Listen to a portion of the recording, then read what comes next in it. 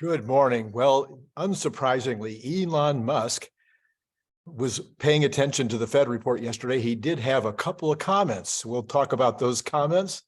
We can also tell you that the economy is doing a little better than expected. The NASDAQ and Tesla, however, this morning are taking a breather, and the Chinese are coming. This is Randy Kirk, and if you like this new idea, my new morning show every day, 5 days a week, I'm going to provide you with the very breaking news of the morning, and right after opening, trying to get this out to you by 7 o'clock. It's looking like it's probably going to take me till 7:10 most mornings. If you like the idea, please hit like, or you can wait until I've finished and see whether you even like the content. This is another possibility for you this morning would be that you might want to subscribe if you haven't already done that. You might want to buy the book. If you bought the book yet, the Elon Musk Mission, and then hit notify, because we've got the rest of my spreadsheets coming, taking division by division by division of all the companies, the Tesla company, they're different, my expectations for each of the different divisions.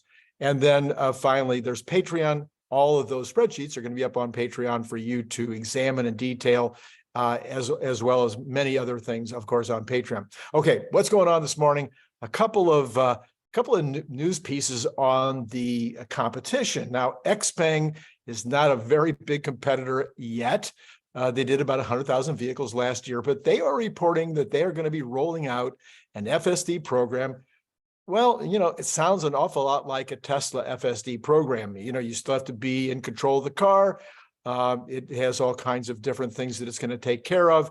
This is a very preliminary report, but I thought the most interesting thing was not that they have an FSD program, although that's interesting, especially because with 100,000 vehicles, and I can't imagine how they could get enough data to really generate much. They're saying that they will also have over-the-air update. And this has been the thing that most of the competitors have struggled with. So over-the-air update for their FSD program would be important, but having FSD at all, having an over-the-air update program at all would be very surprising, at least compared to all the other folks out there. Something to watch. Also, Morgan Stanley ran some numbers this morning. I did my Tesla supercharging numbers the other day. You can take a look at those up on Patreon, or you can go back and look at the video. So they ran some numbers this morning, and they ran a best case, worst case, type situation, and they come up with a standalone value right now on the supercharging system of between $3 and $78 a share. Well, that's pretty significant for a company that's only at $250 a share.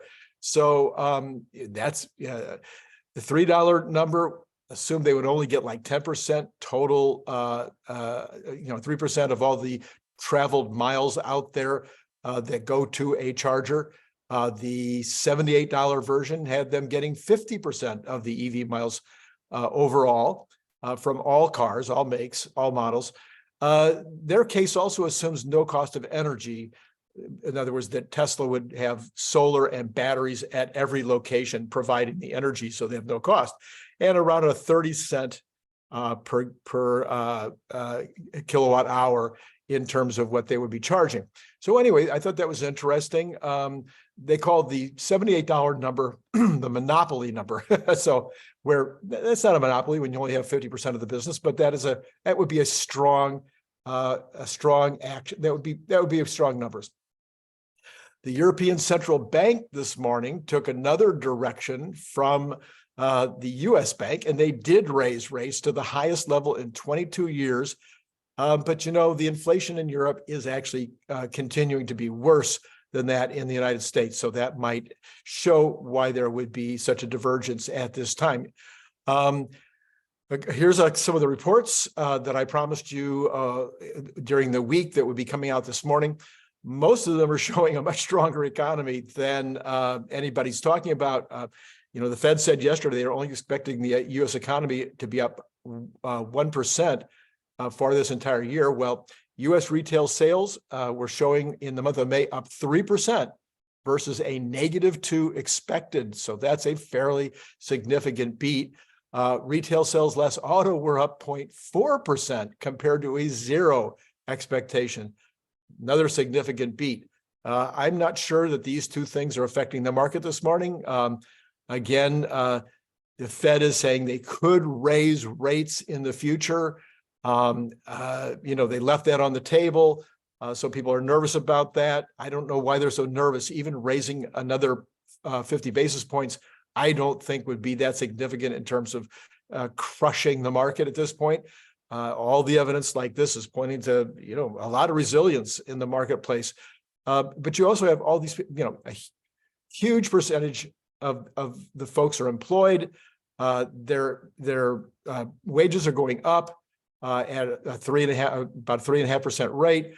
So I'm not sure where we're going to get this recession in terms of retail sales or any sales. Overall sales continue to be up also. So then we go to we got a industrial production down 0.2 compared to expected to be up 0.1. However, the New York market industrial production number was actually recovered up 6.6 after being down expected to be down 31.8. And so that was let me run that through again. It was recovered 6.6 in June after being down 31.8 in May, but the market was expecting to be down 0.151. So that is a big beat by comparison. The capacity utilization was even compared to the month of April, but it was that's even, not down. So what was Elon Musk's warning? Well, Elon Musk, of course, yesterday went after the Fed got done with their report.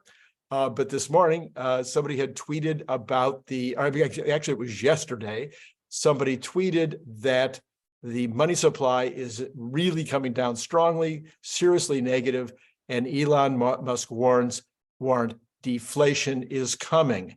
So that was Elon's point at this juncture, is that we are seeing that happen. Okay, so the Tesla as of now is down 3.42 at this exact minute. As I'm doing this, who knows what it will be by the time you see it. The NASDAQ is now up. S&P is now up after both being down, and the Dow Jones is up strongly.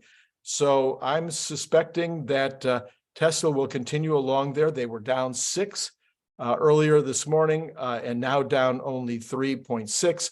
So I think it will follow the NASDAQ. That's what I've been saying. I expect it to follow the NASDAQ. Let me look at also my growth stock index, the Randy Kirk growth stock index. This would be what I would call the companies that are the ARK Invest type companies that tend to be the more in line with Tesla's numbers. And they are also changing from red to green right now in front of my eyes. And Tesla continues to go further towards the green. So it looks like we could see at least a recovery this morning, maybe a continuation up. I'm thinking Tesla has had a very, very long run, and maybe they might not make it back to green today after this big long run. But as I said yesterday, your guess is as good as mine. But it's not going to be horrible. Whatever happens, I would say right now, I expect Tesla to kind of trend sideways. I expect the market to kind of trend sideways because there isn't any major news, except overall, what I would say about this morning is economy way stronger than most people were expecting in all the numbers that I just presented to you. So once again, other than the fact that, it's very early in the morning and I might have stuttered a little more than usual. What do you think about the program? Should I keep doing this? Hit the like button. And maybe I just have to get up a little earlier. And, subscribe, hit notify if you'd like to see the rest of these. Make sure that you are notified about my upcoming programs with regard to all of the different aspects of Tesla. And finally, next, I think it's going to be Tuesday morning, I'll do the entire spreadsheet showing the company overall. And then, of course, Patreon, if you'd like to help support the show, as well as get these spreadsheets that I'm creating. So that's all I got for you this morning. It's been great talking to you.